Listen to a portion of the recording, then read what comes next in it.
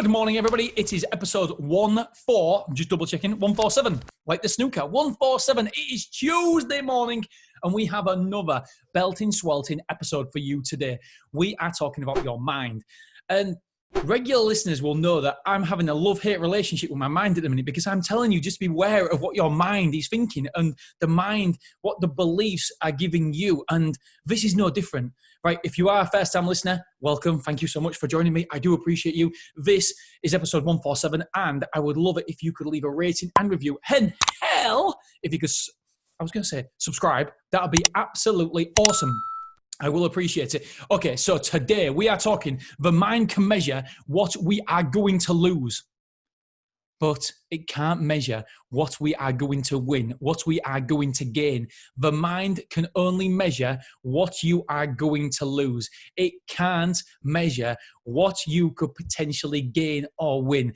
That, my friends, is why you need to be so careful about your mind and what your beliefs are, your thoughts, your feelings, because your mind is coming to you from a place of protection. It's trying to protect who you are. It's trying to protect your standard of living. It's trying to protect. It's just there to protect. That's exactly what it is. The mind doesn't like risks. It's as simple as that. It's there to keep you safe. That's its job. It's been its job for millions of years, and it will continue to be its job. It is there to keep you safe. So it can't measure what you will gain by taking a decision. It can only measure what you will lose. So, for example, a girl at the bar, a boy at the bar, making that move, it can only measure. It doesn't think, oh, do you know what? We could have kids. We could have the perfect picket fence. We could have a beautiful house, 2 kids, 2.4 kids. It doesn't think like that. All it's thinking is, oh my God, you're going to be embarrassed. What are you doing? Stay here. No, you keep walking. No, come back. You're going to be making a fool of yourself. It can only measure things like that. So just be very careful. It's like setting up a business. You're not going to make it work. You're going to lose the house. You're going to do this. You're going to do that. You're going to be bankrupt.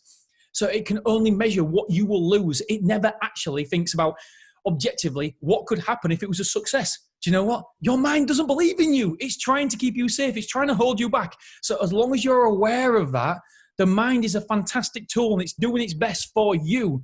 But sometimes in it's doing its best for you, it's not letting you go. It's not letting you fulfill your potential. You have so much potential, my friends. And you just sometimes have to not listen to the mind. You have to blaze forward anyway. My mind keeps telling me not to jump out of a plane. And you know what? I am going to listen to my mind, because there's no way I am going parachuting. Absolutely zero chance.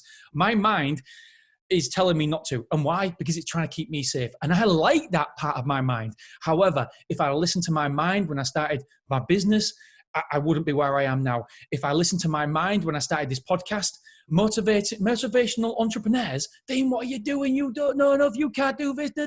If I'd listened to my mind, I wouldn't have done that. If I'd listened to my mind, I wouldn't have done so much in my life. And I dare say you wouldn't either. So listen to me, please. Your mind is there to keep you safe. There's nothing wrong with that. In fact, it's a vital part of you being alive right now. But as long as you know that your mind is always looking at it from a point of view of what you will lose, not what you will win, not what you will gain.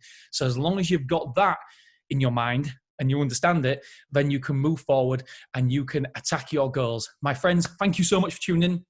I'm actually out of breath. Right, tomorrow's episode, we have Lewis Ellis on the podcast. Lewis Ellis was one of the final 5 in the UK Apprentice. I would recommend that everybody listen to this episode. There is some swearing. There is a little bit of swearing, so just be careful. It was a great episode. I really enjoyed speaking to Ellis. Lewis Ellis, Mr. Ellis. Lewis Ellis. And yeah, it was an awesome episode. And that will be live tomorrow morning, UK time from 3 a.m. I know that you will enjoy it. He's got personality, he's got character, and he's got, I suppose that he's got a degree, not an official degree, but he's got a degree in marketing. He's been there, he's done it, he's wore the t-shirt, and he's got to the Apprentice, the final 5. And it is certainly something that you guys should listen to and learn from as well. Okay, my friends, I appreciate you. Thank you for tuning in. If you could leave a rating and review, that would be awesome. I do appreciate it. All right, guys, girls, thank you. I will speak to you tomorrow. See you soon. Bye.